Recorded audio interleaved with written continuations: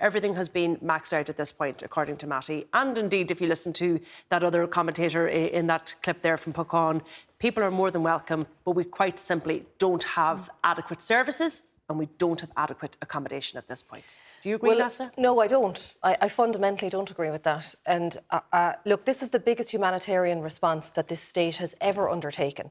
And we've largely been successful. You know, we have managed to accommodate 55,000 people, just over that. 44,000 of those directly accommodated by the state. And yes, yesterday there was 36 people who had difficulty getting accommodation. None of those were women or children. But today, every single person who arrived did get accommodation. And ultimately, look, of course communities are concerned if you have a huge influx of people. But ultimately, there'll always be reasons to say no. But these people are fleeing war, and the alternative is to leave them in a war-torn region as winter closes in. Now, I don't think Irish communities want to do that. We are not at the level... You don't think their concerns are legitimate? Or... Oh, no. Their concerns are legitimate, but they ultimately want to welcome people? What are you saying? I think that there are legitimate concerns around services. I don't think that those legitimate concerns are constrained to just the issue of Ukrainian refugees, because I get that across my door all the time. Services aren't adequate. Ultimately, as a nation, we have to decide, are we going to take on this endeavour, this huge humanitarian response to a terrible war, and are we going to see that through, or are we not? And ultimately... And is there a limit on that? Look... The EU has kind of set out parameters for every country. We're nowhere near our limit at the moment. And I think that increasingly, if we find it difficult to find accommodation, we might reach a natural limit, but we are not there yet. OK, Mattie, we're not there yet. There's a huge divergence between what the government think and what they want and they feel they wish to do. And everyone is the same. We want to do right and do good, but we simply cannot do it. Our services, look, I know the next part of the programme we're discussing services, but we just don't have any mental health services or even get access to GP. They're leaving them.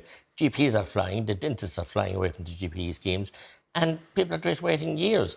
We just haven't. And it's lovely, and it's nice for the Taoiseach to say his grandiose words, and we're open borders. It's just not sustainable. But do we have open borders? But we do, because you even take the deportation figures. People who've gone through the system and been deported, many of them go missing and never deported. So we are lax, and we must have a huge tightening up of people. But you're not suggesting that we deport Ukrainians. I didn't say that. I'm saying people who've gone through the system that were ever before Ukrainians came were being out into the community and just going missing and filter into different places. And we can't have that going on. We must have borders that we control, sea and land, and ensure that. Do you think we are being lax? Yes, we are being lax. No, I don't agree. This is a humanitarian crisis. The situation in Ukraine is worsening, and certainly in the war-torn regions, things are descending into a very difficult time. It seems that the Russian army is digging in and is not going to give up particularly easy. So I don't really understand how we are going to look at that and watch that happen to mostly women and children, and say, well, you know, we can't find a place in the local school for you. That's just not realistic. What about our own homeless families? And I mean, if we get them about those all of a sudden, we can't even manage that. Successive governments have failed to make a dent in it. Can they not do both in parallel, do you think, Mattie? This is the problem. I don't think you should get into an us versus them situation or trying to weigh people up against the other. I think anybody, number one, who comes here from Ukraine, they're not coming on holidays. They didn't say, like, I'd love to go to Ireland and sit in a conference centre in a bed beside someone else and an old ball between them. And the people who are in homelessness as well, I don't think we can... A lot of them don't want to be in homelessness, of course. I don't think you can compare the both. I'm just saying that we're a small country. We cut our thought according to measure. Look after the people. But I'm just wondering what is the alternative for these people? I mean, you accept that they do have to flee. Let's just look at the situation in Ukraine. Yeah. You accept that they can't remain in that country, that it's not safe for people to remain. Where do they go? Who else takes them if we don't? Yes, many parts of it are thankfully safe, and the war is confined to certain areas. It's a horrific war. But as I said, we don't.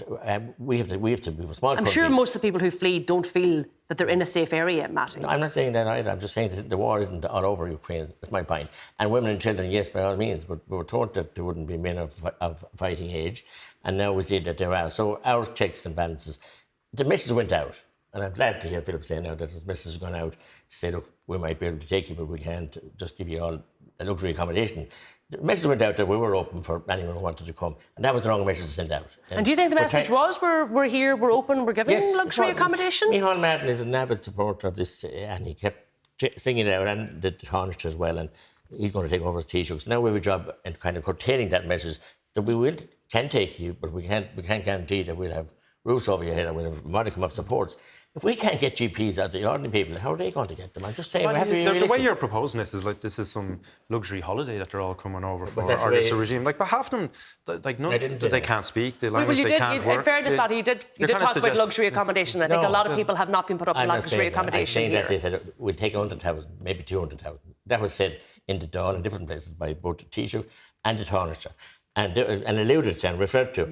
And that sent out the message, look, here we go, this is a great place. So now we know that we've maxed out, and it's not as great as we thought because we can't just cope. Simple. Yeah, and to be honest, is that a fair point, Neasa? Because the government hasn't explicitly said, Ireland is closed.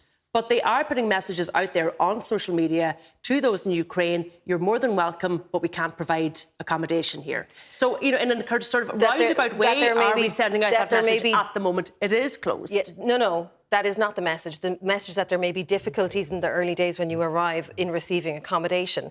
Ultimately, I think that this will be something that we work through and that it emerges over time, our plan. Like in March, let's say, we found 5,000 accommodation beds in student housing, and then in May we began planning for modular housing, and I know the Cabinet are signing off on new plans.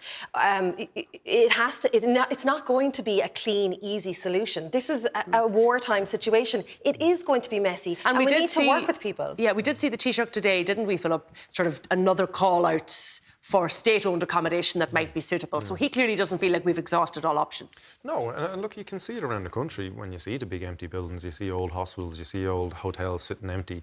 Like, there is a job of work that could be done on a lot of those, but then what do you do? Time. Yeah, it does. It takes time. That doesn't happen overnight.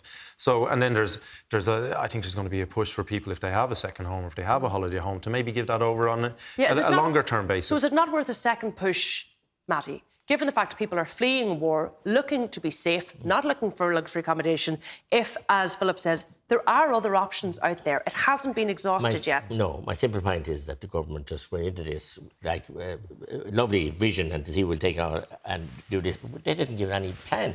Those buildings that Philip talks about, they're in every town. And most towns, big buildings are closed, hospitals and elsewhere. And it takes time to get them back in. And the modular build, that option was closed so many times for the social housing list, it has never materialised. So we're so slow to deal with it. And the Department of Housing seems to be gone missing in this year. And County Council told one thing. I heard TD after TD today standing up in the Dáil debate on housing, calling out how many advisors they had in each of their constituency. Thousands of them are oiled up. They're lying there, haven't been brought back into use and investments. The council say they haven't the money. The government say we're giving you the money. So it's not. But also the point, there are